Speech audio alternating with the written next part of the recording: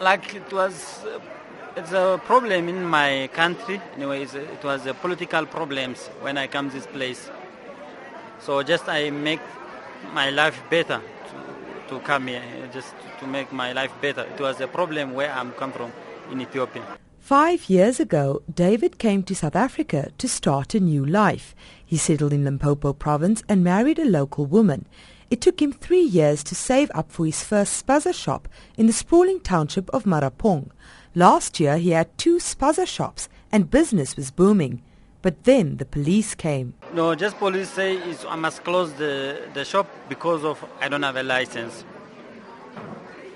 So when I asked them about the license, where I can get and this stuff, the police only tell me, no, we don't know about the way you get, but you must just close the shop because there is no license. But David was passed from pillar to post in his quest for the elusive business permit. His local municipal office couldn't assist, and he was even turned away by the Provincial Economic Development Department in Lephalale. His shop remained closed. A few weeks later, it was looted, and David lost everything. But I've got experience for problems, but this one is bad for now. This one it was difficult for me. This one is bad. The police seemed unsympathetic to their plight. David's wife Rose contacted the local police station commander. And then I tried to call her, and then I find her in the phone. I tried to explain for her about this business, what happened.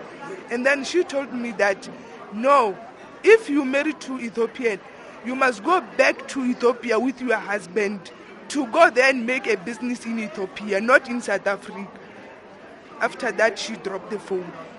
The family was left with little recourse in law to remedy their situation.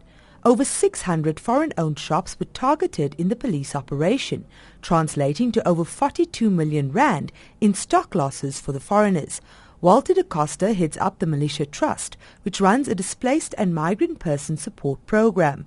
Militia Trust did some monitoring of the situation for the United Nations High Commission on Refugees. Da Costa says while the Limpopo police business permit operation was unique to that province, about 80% of business robberies are targeted at foreign shop owners in townships across the country. Because banks are being very retroactive in the issues around foreign nationals, especially refugees, and giving them bank accounts. They don't normally bank. And so there is money on premises. Sometimes it's perceived to be a lot more than what it is, but they do keep cash on hand. And as I said, they become easy victims. So that is one of the reasons why there are so many attacks on foreign-owned shops around the country. Lawyers for Human Rights, also a UNHCR partner, took the matter to the High Court on behalf of Somali and Ethiopian shop owners. Limpopo Police, it seems, was simply acting on directions from the Home Affairs Department. According to Home Affairs, asylum seekers are allowed to work and study in South Africa, but that does not extend to self-employment. If they want to open up businesses, says Home Affairs, they will have to do so in terms of the Immigration Act. And Julie Maestri is an attorney representing some of the Somali and Ethiopian business people. It completely misunderstands the nature of why refugees come to this country. People who are applying for a business permit under the Immigration Act are doing so because they want to further business interests in South Africa. And that's why there's particular requirements under the Immigration Act, for example, for them to invest 2.5 million in South Africa and all those sorts of things. Whereas refugees and asylum seekers' primary reason for coming to South Africa is not to further business interests, but because they're seeking protection from the country from which they fled. And because that is the case, they have specific legislation that deals with their rights and obligations within South Africa, and they are therefore not in any way associated with the Immigration Act.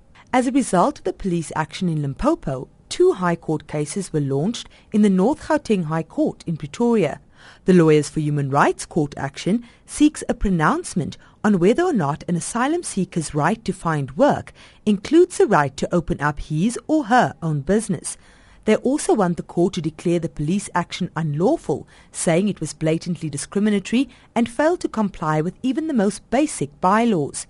In a separate case, David and 52 other affected foreign shop owners are said to ask the court for an interdict to prevent the police from launching a similar operation in the future.